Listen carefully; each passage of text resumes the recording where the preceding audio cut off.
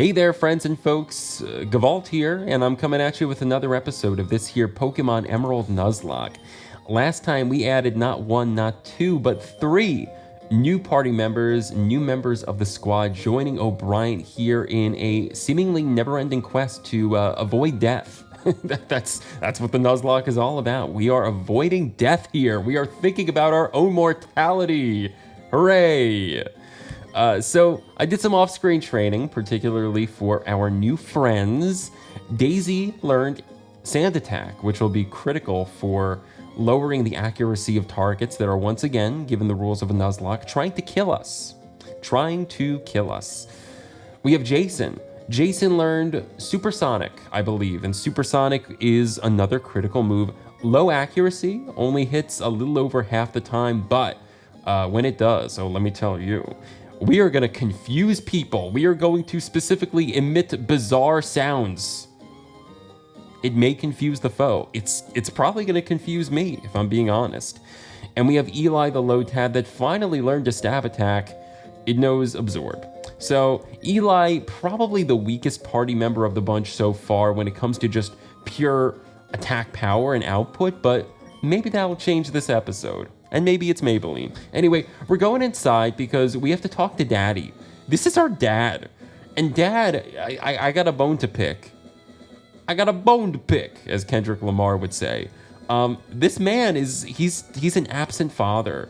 And, you know, we need to be civil here. We need to just kind of like stand our ground. But in reality, if this game were a depiction of what would really happen, let's say if I were here, if that were me, if I could like inhabit the body of this pixelated form that we know as gevault in the game, I would teach Dad a lesson, I gotta say. Anyway, so what's going on here is we are forced by Daddy, like the man is using and abusing us. He's not home for us on the domestic front, and when we see him, immediately he has us going out to like help this charity case Wally catch his first Pokemon. And it's like, Dad, you're distracting from the core issue here. I don't see you at home. We haven't had dinner together as a family in about 5 weeks. What are you doing? You're at the gym? You're at the gym and you're not even doing bicep curls or shoulder lifts. Bro, you're like training your Pokemon. Is that a way to parent? I don't think so. Anyway, I digress. So now we have to sit through this. And I mean quite literally sit through it. I'm sitting here at my computer chair in my home office, and I have to say, for Pokemon veterans such as myself that have been playing these games for upwards of 20 some years, this is really boring. It's really boring to watch this happen. It happens in every game.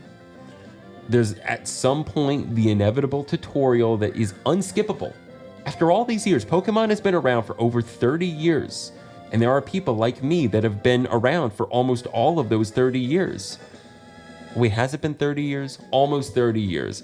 2026 will be 30 years. So over 25 years, I've been around doing the same shtick, the same spiel. And yet, we still have to sit down and watch the whole thing happen before our very eyes. So I'm blaming Daddy. I'm sorry. Dad, come on. If you want to become a strong trainer, here's my advice. Go clean your room. Who is this, Jordan Peterson? Talk about civility politics. Okay. Yeah, this is like Norman of Pokemon in Pokemon Emerald's 12 rules for life. 12 rules for Pokemon training.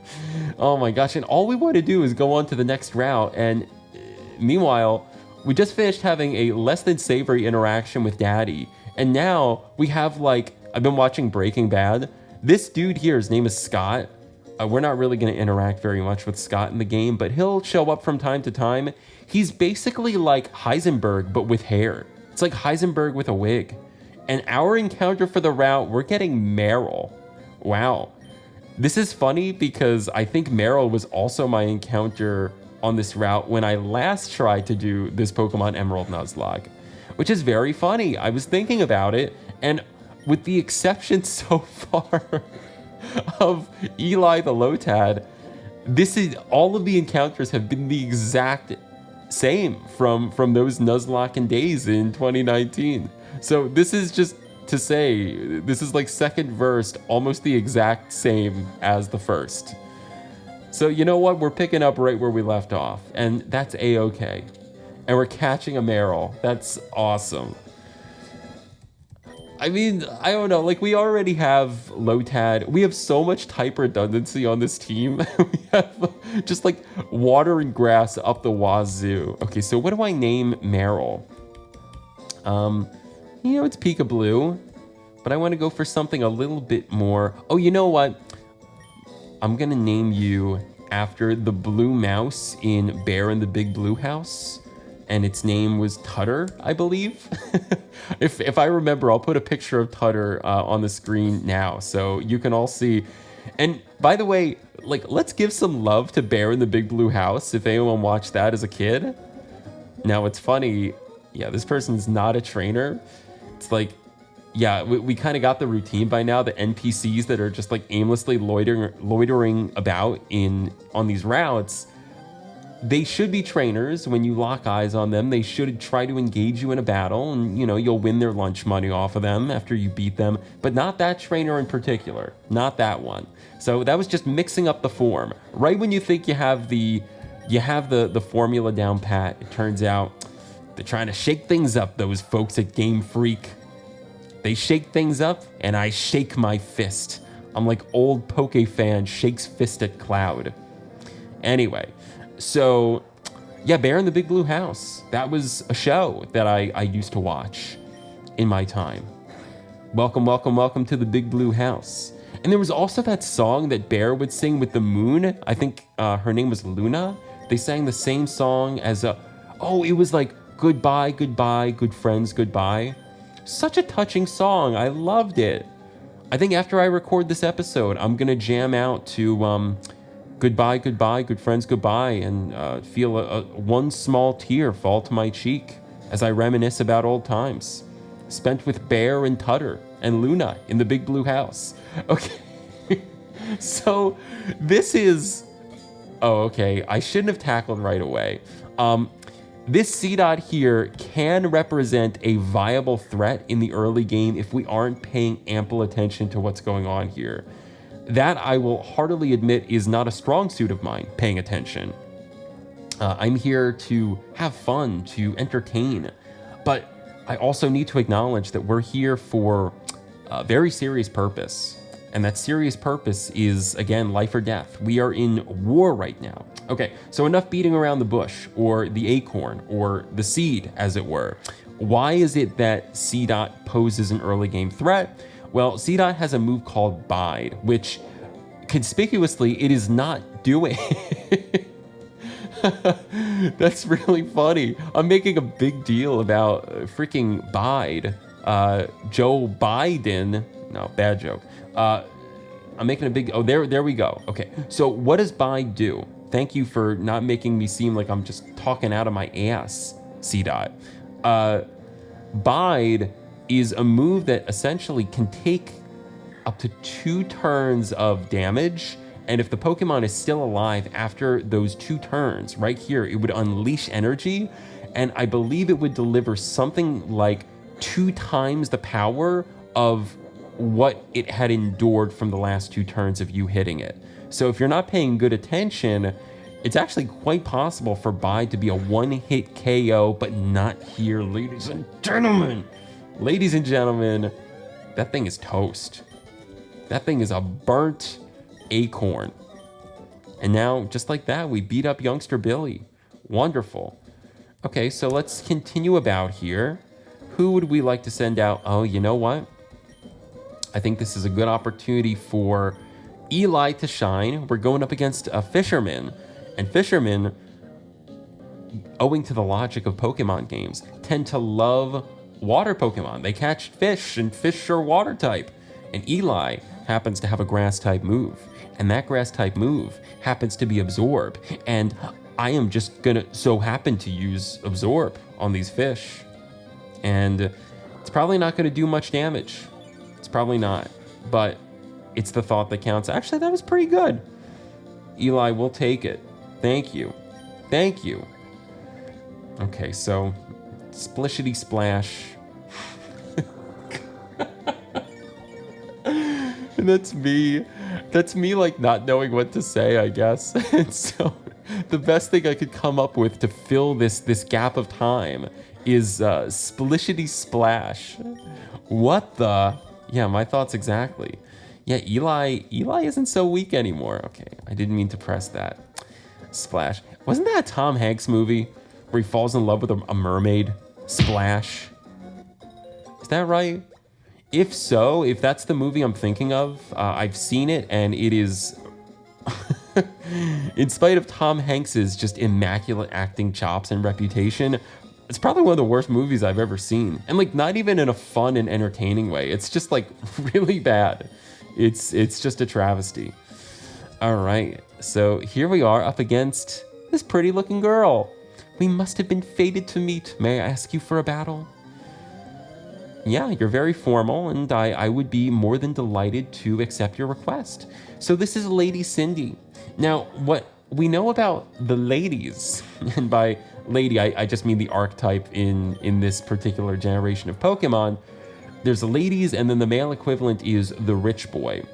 They tend not to be very strong in the Pokemon department, not very good teams, not a lot of experience to come from it, but you will see once we kill this Zigzagoon, we're gonna make like $1 bajillion. And I'm not talking $1 bajillion in crypto, as I was just listening to New York Times The Daily this morning. We got Sam Bankman-Fried. He is on trial right now, and he is, you know, he's charged with a lot of big boy stuff. He could be going away for a long, long time. But in any case, we're not talking about FTX. We're not talking about crypto. We are talking about cold, hard Poke dollars. Are you kidding me, Lady Cindy?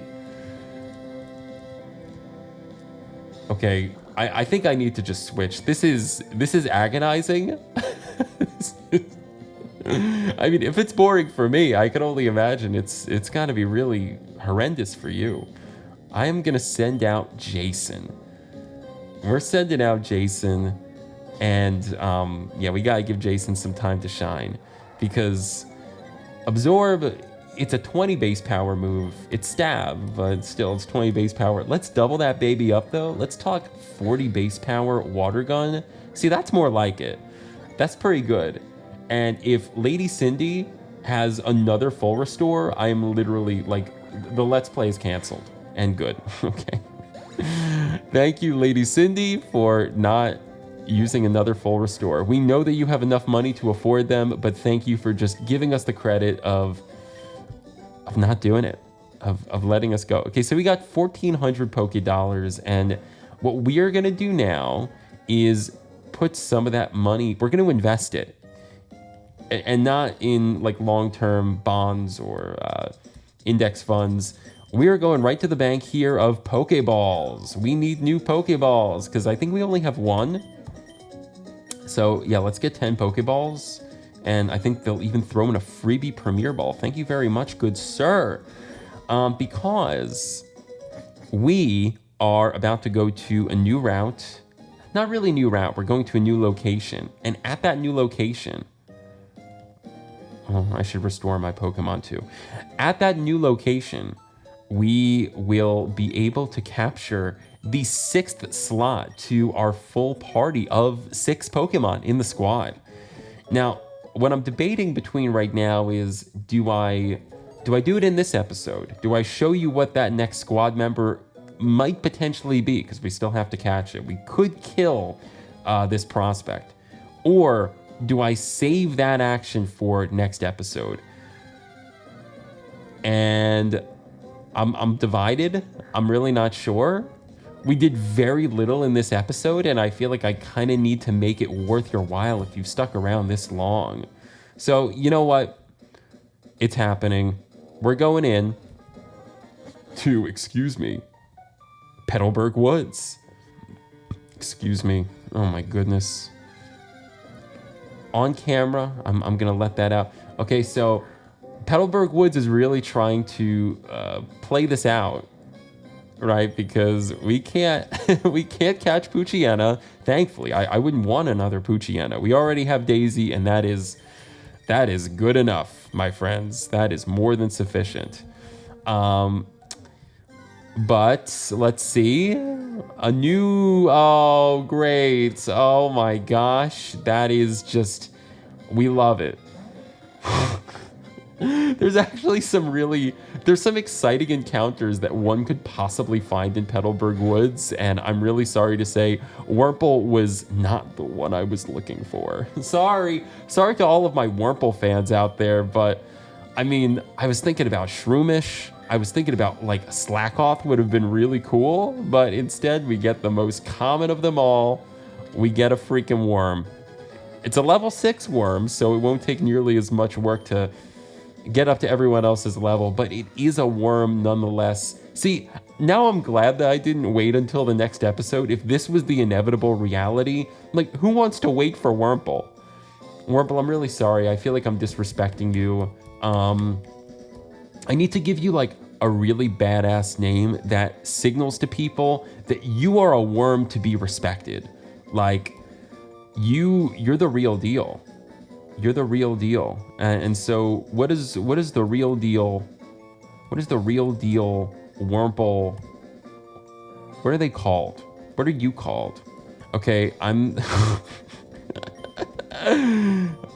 We've heard of DreamWorks. Is it a DreamWorks film? Well, we've heard of Boss Baby. But this is Boss Babe. Boss Babe the Wurmple. Don't you dare mess with Boss Babe. I know I sure wouldn't.